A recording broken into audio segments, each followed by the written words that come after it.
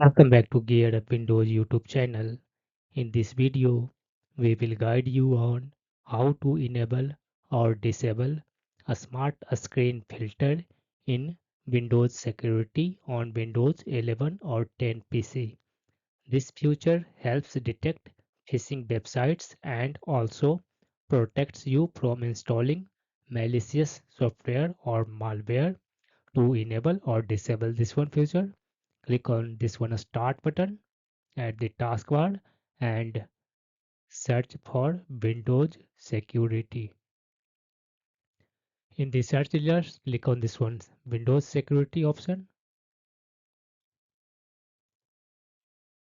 Under Windows Security window, click on this one App and Browser Control.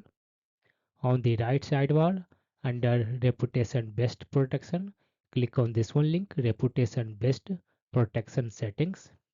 Here you can toggle on or off, check apps and files, a smart screen for Microsoft Edge, and a smart screen for Microsoft Store apps according to your needs. I will suggest you to enable these all three options to protect your Windows PC